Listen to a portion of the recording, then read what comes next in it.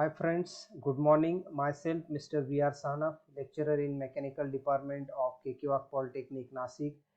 Friends, today we are going to discuss about gear hobbing and gear shaping. So gear hobbing is a process of generating a gear teeth by means of a rotating cutter known as a hob that revolves and cuts like a milling cutter.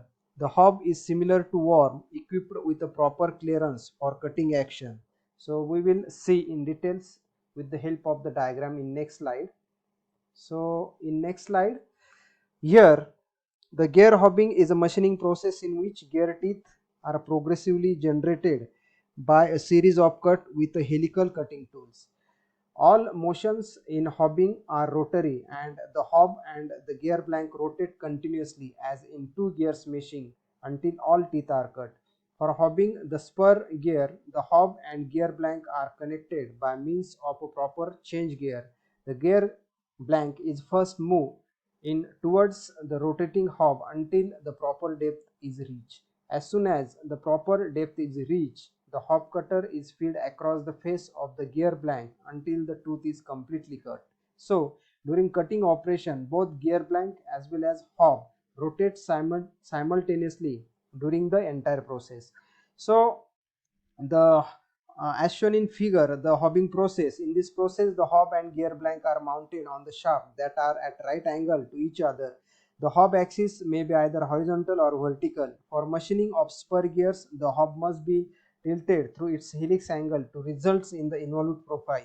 The hob and the blank are rotated about their axis with different speeds. The blank is then moved towards the hob until proper depth is reached. The hob is then fed into the gear blank. As soon as the proper depth is achieved, the hob is fed in a direction parallel to the axis of the rotation of the gear blank. This enables the teeth to be gradually cut over the full face of the gear blank. Both the hob and blank are rotated as if they are in same mesh with the each other.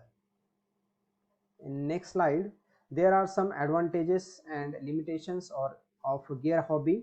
So we will see the first advantage, a higher rate of production by gear hobbing. Then the method is versatile and used for producing variety of jobs. Then third one, the teeth produce with more accurate profile. Then next advantage, that is same cutter is used to cut the gears having same module. And last, the process is also suitable for non-metallic materials. Then there are some limitations. The first one, the gear hobbing cannot be used for producing internal gears without use of special tooling, and another is hobbing cannot be used for cutting herringbone gears. Then next, another slide, it shows the diagram of the gear shaping. So in gear shaping, the cutter is mounted with its axis vertical and is reciprocated up and down by sliding the spindle head along vertical base of machine. In addition to reciprocating motion, the cutter and gear blank both are rotated slowly about their own axis. So in this diagram, the relative speed of rotation of 2 is the same as the gear to be cut.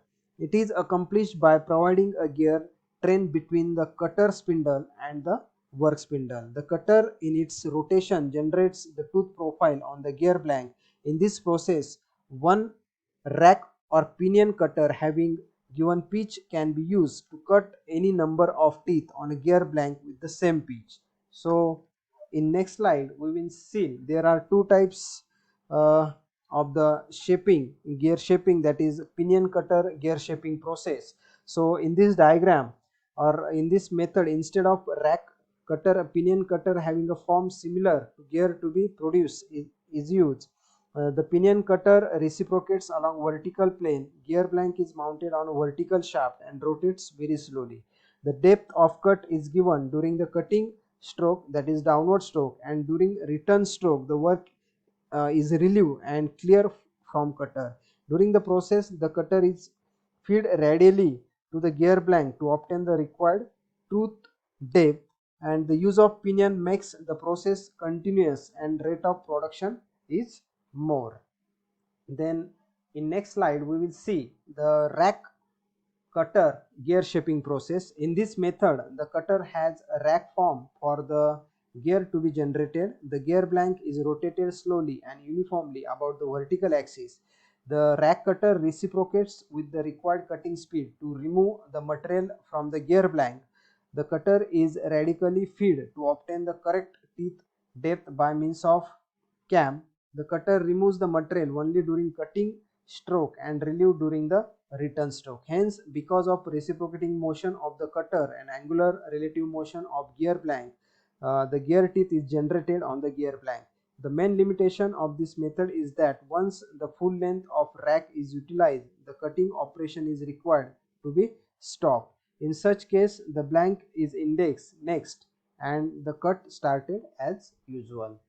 Then next, there are some advantages and limitations of the gear shaping. So we will see the first advantages. The first advantage that one cutter is used to produce all gears of the same module. Then another is profile of tooth is more accurate. Then rate of production is faster. Then last one, the method is versatile and used for producing all types of gears. Then there are two limitations in gear shaping. The first one, cutting takes place only during one stroke, therefore process is slower than the hobbing. And last limitation, that is special helical guides are required for cutting helical gears. Thank you.